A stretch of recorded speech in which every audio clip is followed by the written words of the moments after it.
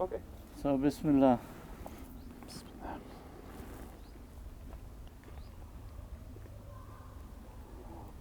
So, mashallah, it's very nice to meet you after so many years, and especially in this wonderful location. Alhamdulillah, yes. So, you know, some years ago I saw a very, very interesting documentary in which I think you yourself were very much involved, called The Retreat. So tell me a little about that and what's the kind of background. Okay, the retreat was part of a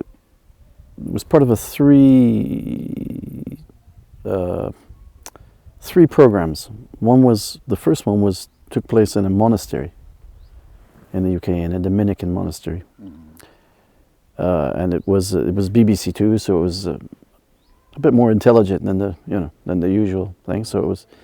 And it involved taking I think it was 6 participants and putting them into the monastery and allowing them to follow the contemplative life, the life of the monk. And it was actually a very interesting program and was very well received. And then there was another one which was one in the convent, so now women. That one didn't work quite as well. And then I was contacted by the BBC to ask me if there was such a tradition within the Muslim world. And I said yes, and I helped them to find various locations in Turkey. They wanted to be in Turkey or Morocco. But then I said to them, there's also a very nice place in Spain, which I'm involved with, which would be a great, great location.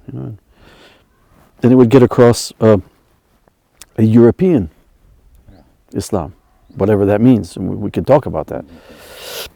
So they liked the location and everything, and then they wanted to find someone to lead the retreat, and then so I helped them to find various people.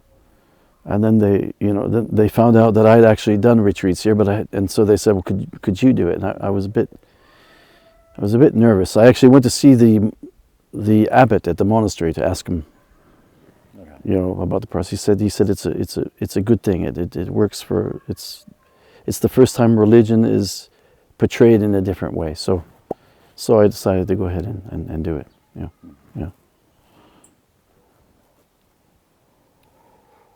So you mentioned, Sayyidi Abdullah, you mentioned the European Islam. Yes. Tell me a little about that. Okay, well, I think one of the problems that we have, at least in the UK, and from my experience in the Netherlands, where I lived also for quite a while, also in Spain, less so in Spain really, but the Netherlands and the UK, is that part of our problem is that our different communities are trying to preserve a way of life, whereas actually, we need to be creating a new way of life, a new Muslim way of life, which is in tune with the world that we live in. Now, that doesn't mean by any means at all that we disregard the different traditions and so on from the home countries, if you like. But we need to now take the principles of those things and to place them in our new situation. And sometimes they'll have different outcomes. So we should be creating, not preserving or conserving. And the irony about this is that if you create, you are actually preserving those traditions in a healthy and dynamic way. And obviously, a lot of your work and efforts have been in the area of education. Yes. So how do you try to create that kind of new life or adopt new situations through education? Well, there's two things. I mean, one is working within the state system, and then the other one is working within Muslim schools.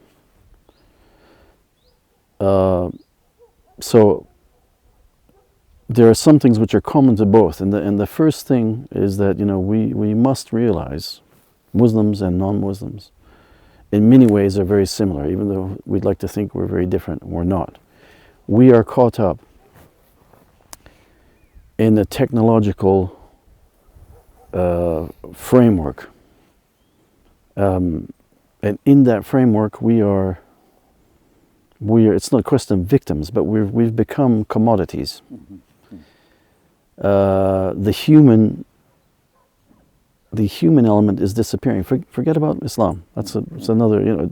Islam does have the antidote to this, but whether it's being activated or not is another question. But we'll come to that. But we are becoming less and less human, and we're becoming more and more mastered or led by technology. It's not a conspiracy. No. It's just as a stone, rolls down, it gains momentum, and it's just we are becoming more and more data fodder for a system. And one philosopher, I think it's Levinas, said that the human race has become, this is a bit rude, but has become the sexual organs of technology, because we're producing people to feed the technological beast. So what can we do? I mean, and the first thing is that we can do absolutely nothing.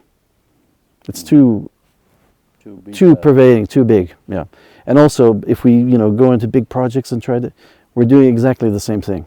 We're getting caught up in the same thing. Right.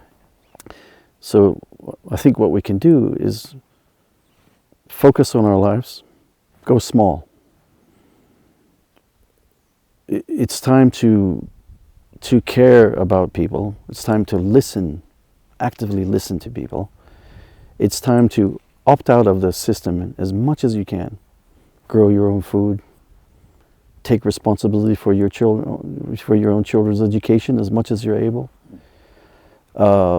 Cultivate relationships with people close.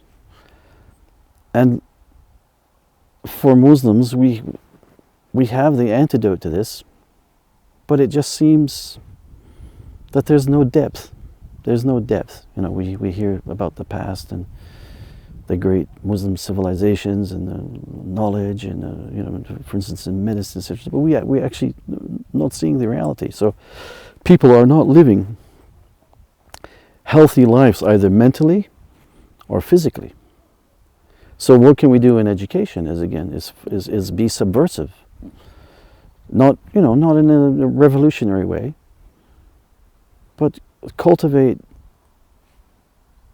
good relations with the students or the pupils. Show care and love, but that doesn't mean not to be firm. Show care and love, but also to introduce, because the only antidote that I can think to this is spirituality.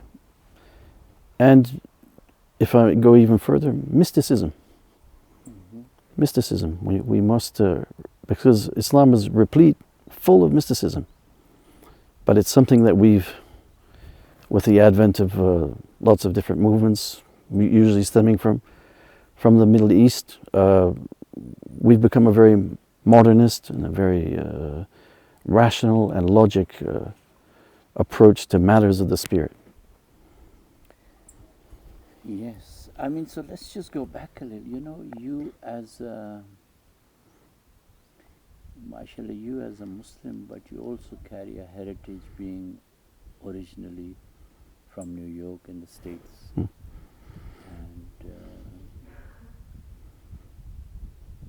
therefore an American. And if I can use this word really that you are at one level a member of people who colonized not long ago a large, if not most part of the Muslim world. We won't discuss about the other parts of the world. Including America itself. including America itself and its indigenous people and what kind of what and the was African, done to them, and the American Africans slaves, and the slave trade and all that. Yes. That is a huge area, which obviously is very important. But you know, right now we want to kind of explore and share some other areas. So let me share with you something that growing up as a young man born in Pakistan, in sort of northern Pakistan, in the late 50s, early 60s, and Pakistan having recently, you know, in 1947, being created and born, in a sense, as a result of the division of India and other Muslim countries becoming independent. So one of the struggle I had trying to understand the whole colonization process of Muslims in this case by the Europeans, and in particular, you know, the Europeans so happen to be the white. So on one hand, for me, the trauma was that how come we had a great civilization and yet we were colonized. Our institutions were destroyed mostly. Our symbols of pride and dignity were turned upside down. So trying to understand that was one process. And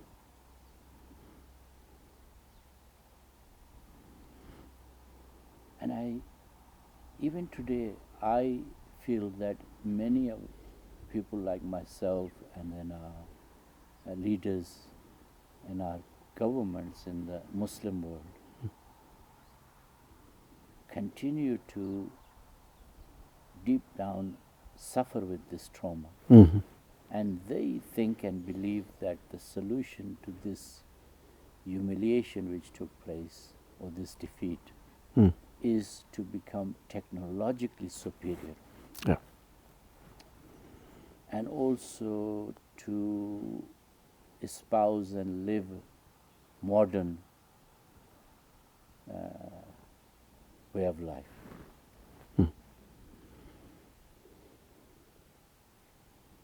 What was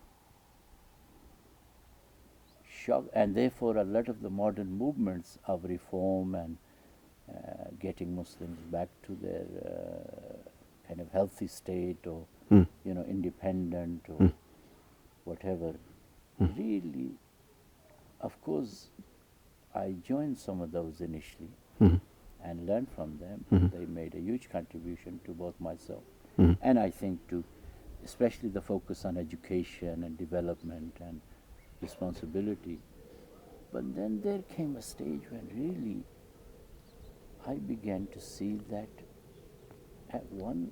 at some level these efforts by ourselves and our leaders and our countries were not going to succeed because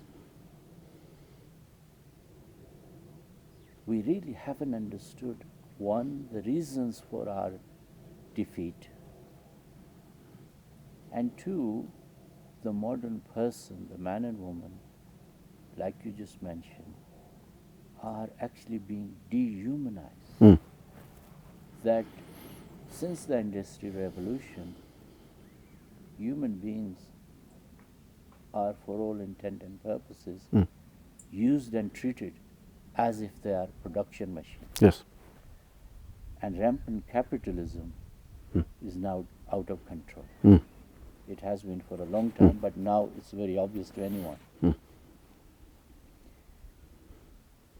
So I myself started to explore that on one hand we hear from our scholars and our people, you know, leaders, that we had such a great civilization and we have such great traditions. But when we look at our own lives and when we look at our abilities to solve the human problems of today, I think you probably agree with me that we are not very effective. No. Yeah? So, I don't think we really, from my point of view, what would be useful is that because you come from the Industrial Revolution and you come from the modernity, so I was fascinated to learn what happened during the European Enlightenment and Renaissance, and how the split happened between sacred knowledge and profane. Tell me a little about that. Okay, well, I mean, the main aspect of the Enlightenment and the Renaissance, the one leading to the other, a Renaissance leading to the Enlightenment, is the split of the mind, body, and spirit, or soul. You know? And that's where, in terms of worldly power, that's where the European world was able to advance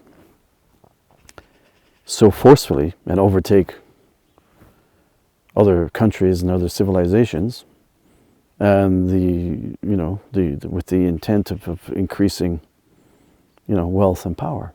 Yeah, but the mind, the split of the mind and body and the soul. That's where the problem lies. In that is the belief that every single person is an individual, and their mind is separate from the world, so it has nothing to do with the world. You're the subjective being. In fact, you have very little to do with other people. People become means to an end. And it used to be like in small communities, for instance, here, that within small villages that wasn't the case, but only in industry. And so this is where, what happened militarily, particularly thinking about the Ottoman Empire, is that militarily the type of warfare that was utilized was something that the Turkish forces had not meant. The firepower, etc., etc. And it was this that Ataturk admired, and it was this that Ataturk, wanted to be emulated in all spheres of life in Turkey, the Ottoman Empire as a whole. So it's the rampant rationalism, and I would like to suggest that if we go back to the cave of Hira, the moment that the Prophet ﷺ had an experience, it was not a political experience. It was not a rational experience. It's not rational, as far as we're concerned. The logic and rationality has its place within Islam and within religion, but its essence is not the realm of rationality. It's the element of spirituality. And in that spiritual world, the mind and the body are one. There's no difference. And the mind and the body are one with the world around them. So over the decades, over the centuries, the Muslim community has moved further and further away from that cave of Hira experience, admired the West in its progress, in its, and I say that with italics, because progress is, as far as I'm concerned, is illusory. What kind of progress is there? So we had basically in the West, we had people who were wealthy, well-to-do, had lived lives of apparent ease and comfort, but who spiritually were impoverished. In my own case, being born in the 50s and growing up in the 60s, I felt inherently that there was something missing. And many people in my generation looked to the East because there was still the remnants of something. People, it was a known thing to go to India, especially India. Especially India. There was also, people going down to Africa, etc., etc. But India was the big focus. And I think even in the West, despite all the industrial advances, the material progress, there was a pocket of people who just did not accept that, and they were known as nonconformists, beatniks, hippies, etc., etc. And you'll find that a large group of the people that became Muslim, for example, in the 70s, 60s, and 70s, were jazz musicians, sports people, usually black as well. So people on the margin of society. People with as I say, a sort of a hippie outlook on life, where the material wealth and the industrialization was anathema. It was a terrible thing. Who looked to going back to nature, to going back to the countryside.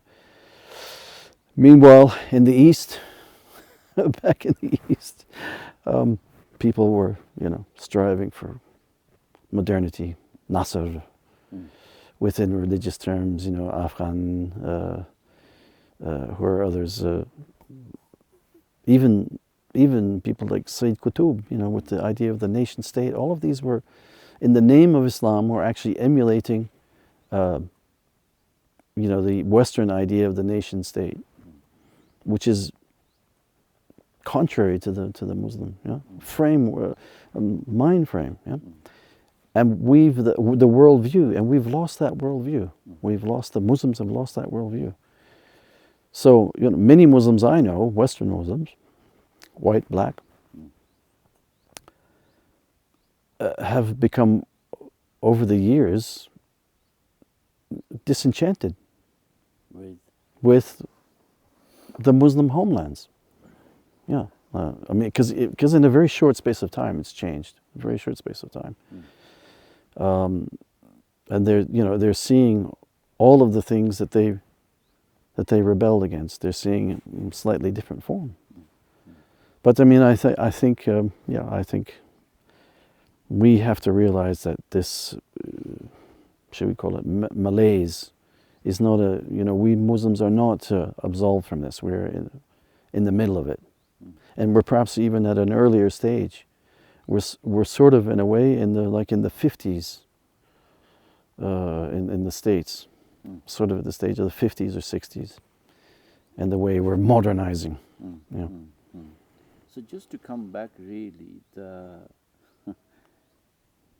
you said that the antidote to a lot of the problems of modernity and post-modernity lie in Islam. The potential is there. The potential is there. Yeah.